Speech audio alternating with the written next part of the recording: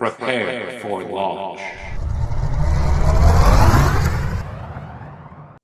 Launch is a series of short videos and curated resources to support and equip ministry leaders for the important work that God calls us to, the work of growing in love of God and neighbor and the transformation of today's world.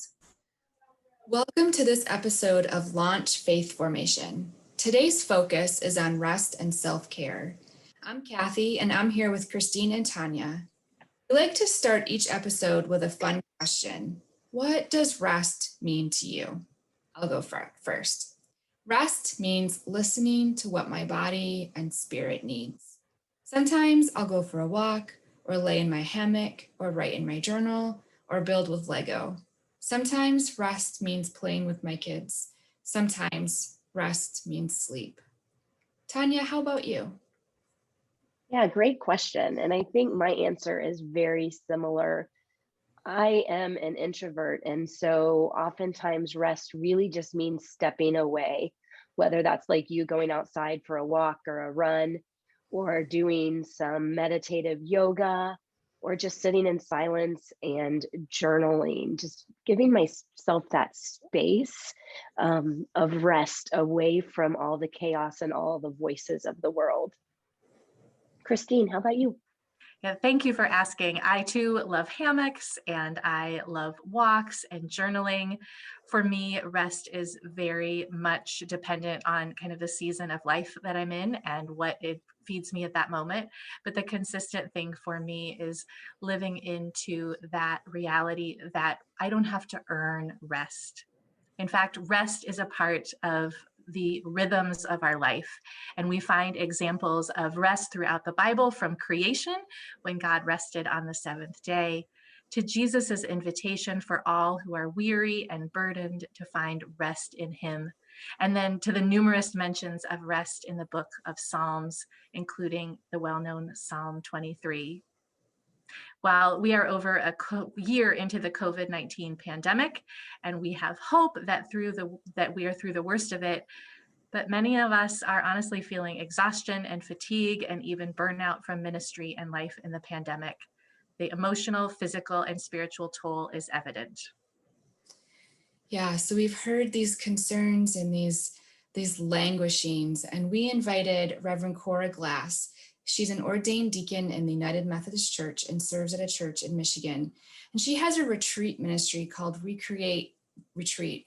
You can connect with her on Instagram or on her website at recreateretreat.com.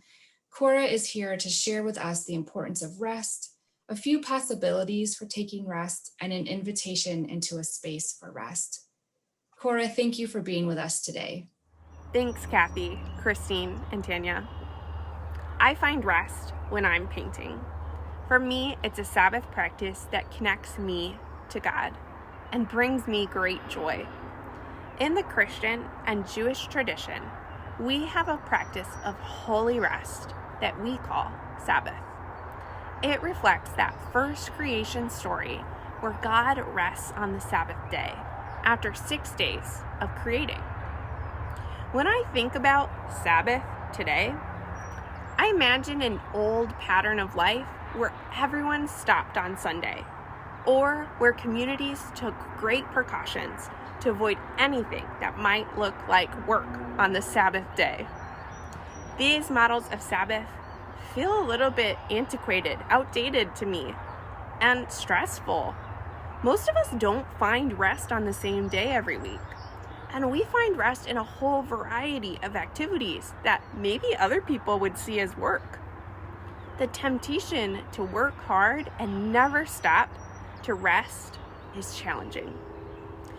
Or perhaps it feels like you can't afford to rest.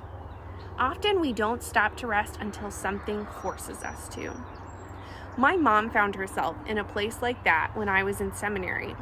She was recovering from surgery and turned to art as a healing and a resting practice. She mailed me a box of painting supplies and invited me to try intuitive painting. This style of painting called me to tune into my intuition and listen for what I needed next on my paint canvas. Maybe it was a new color, a shape, an element of contrast. Perhaps it was to create quiet space by covering pieces up, or build energy by bringing in something new. This style of painting gave me new language for what Sabbath rest could be. Maybe rest happens if I add something new to my canvas, into my life, like I would my canvas, a yoga practice or a walk with a friend. Maybe rest happens by creating quiet space, clearing a commitment from my calendar, or literally finding somewhere quiet. Maybe rest happens by shaping it into my life. I might need to schedule an hour for prayer or plan a quarterly retreat. Or rest might be in creating some contrast. Maybe it's taking a road trip after being stuck at home for so many months, or doing something really slow after a busy and hectic week. During Jesus' earthly ministry, he is frequently healing on the Sabbath, which challenged all the Sabbath rules of his day.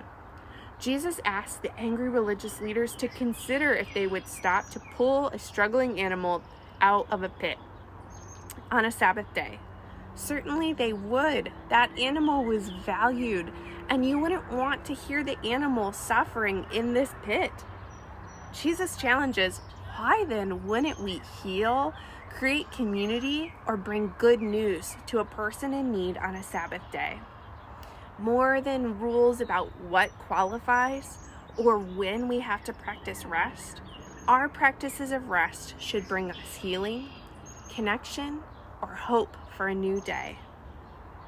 Sabbath is a holy rest that reminds us we are God's beloved. Remember that God rested too.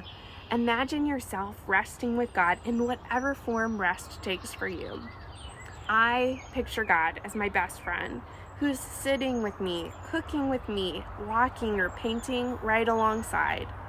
God loves this time with me even when I'm doing nothing, or doing the thing I love that no one's paying me or expecting me to do. How could you practice holy rest alongside God today? Thank you so much, Cora. Definitely a lot of wisdom there for us to consider as we think about what rest looks like for each of us. As you continue to discern your ministry and next steps, check out the next episodes in this series, Reflect, where we will take time to reflect, check in, and assess where we are physically, emotionally, and spiritually before moving forward to Reorient, where we will give ourselves permission to focus on one small step forward in ministry, because sometimes the new normal or final destination seems far off. Additional resources and a journaling page are on the playlist at launchfaith.com. Thanks for joining us. We'll see you at the next episode.